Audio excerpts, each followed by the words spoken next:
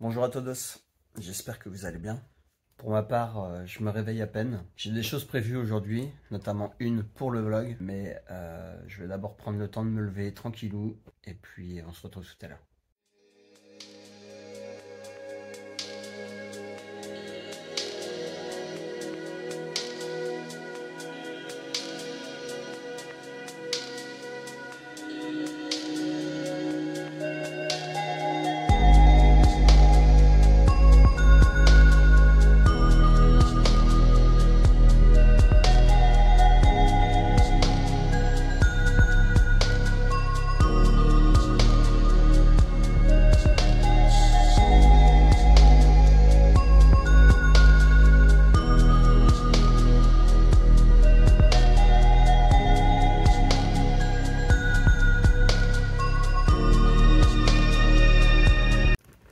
C'est parti, je débute ma journée à presque 16 h.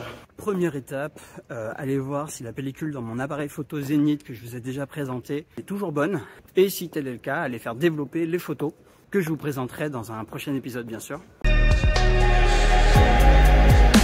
Alors bien sûr, l'endroit où je voulais aller en fait est seulement sur rendez-vous. Je n'ai pas pris de rendez-vous, ce n'est pas possible. Bon bah tant pis. Bref, je repars direction Gambetta. Je vais voir s'il y a un autre photographe et puis surtout je vais au deuxième lieu où j'avais prévu d'aller.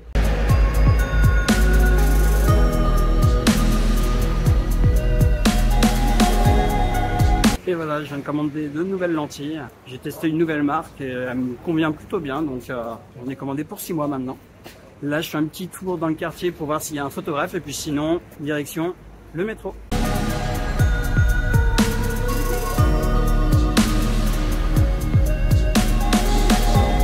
Bon, clairement, c'est un échec pour le photographe, mais ce n'est pas grave. Je vais commencer maintenant la vidéo vraiment que j'avais prévu de faire en ce samedi. Je vais vous présenter la ligne 3 du métro de Paris en entier. Et c'est parti pour découvrir le métro 3 entièrement. Et ça commence par Gallieni. Voici la liste des 25 stations du métro 3. Et comme vous pouvez le voir, ça part de Gallieni, qui se trouve à Bagnolet. Ça passe par Paris, évidemment, jusqu'à Levallois. C'est donc parti pour découvrir cette ligne 3 en entier, qui va de Gallieni, comme je l'ai déjà dit, à Pont-de-Levallois-Bécon. La ligne a été mise en service le 19 octobre 1904. Elle est avec conducteur, mais avec pilotage automatique également. Et donc il y a bien 25 stations que nous allons découvrir là au fur et à mesure. Elle est entièrement souterraine. Sa longueur totale est de 11,665 km. Oui, c'est très précis. Gambetta, qui a été reconstruite en 1969, elle a absorbé l'ancienne station Martin-Nadeau. Et elle possède un éclairage particulier avec des luminaires qui projettent une lumière blanche sur les quais et bleutée sur la voûte. Plusieurs stations ont des décorations culturelles thématiques originales. La rue Saint-Maur s'appelait Saint-Maur tout court jusqu'en 98.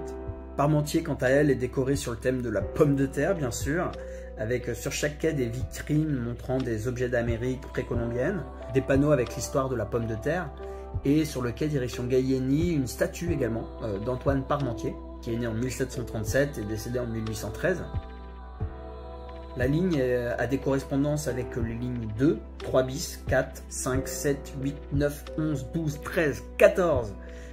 Également avec le RER A à Aubert, le RER C à Pereire-le-Valois, RER E à Haussmann-Saint-Lazare, le tram T3 bis et également les grandes lignes J et L.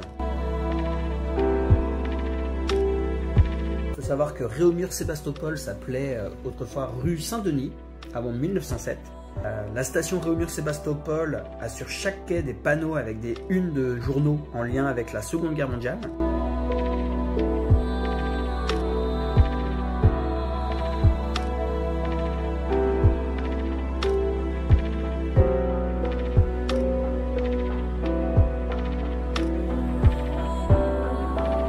En 1926, Caumartin est devenu Havre-Caumartin.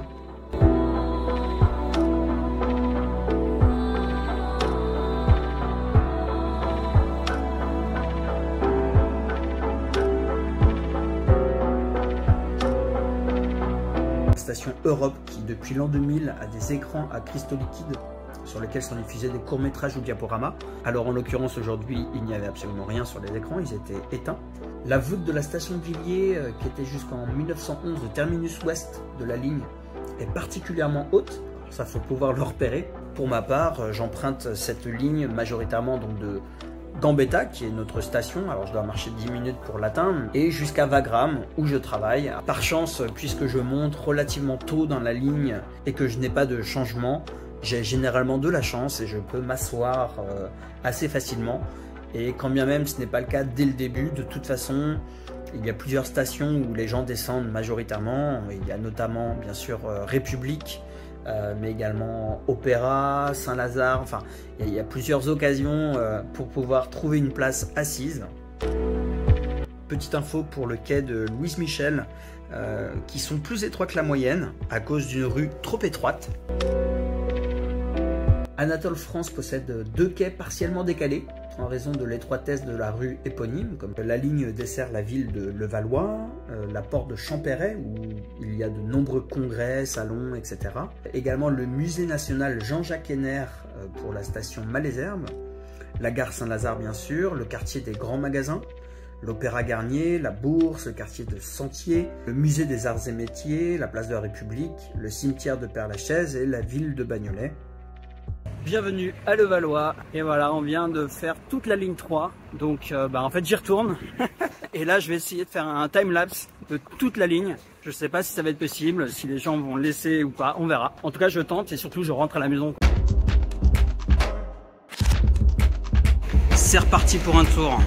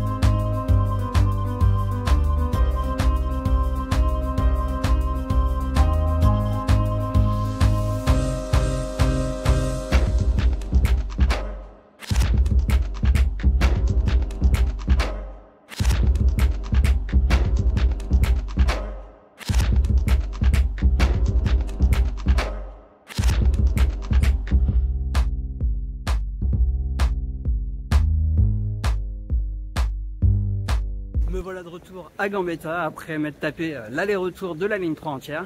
J'espère que vous avez aimé le timelapse et peut-être même que vous avez appris quelques trucs sur la ligne 3. Si jamais ça vous a plu, n'hésitez pas à me le dire et je pourrais faire ça pour d'autres lignes. Mais je me suis dit autant commencer par la ligne que je connais le plus, celle que j'emprunte pas tous les jours mais quand même régulièrement chaque semaine. Et donc sur ce, je vous souhaite une bonne journée, bon après-midi, bonne soirée ou bonne nuit selon l'heure à laquelle vous regardez ce vlog. Et puis on se dit à demain.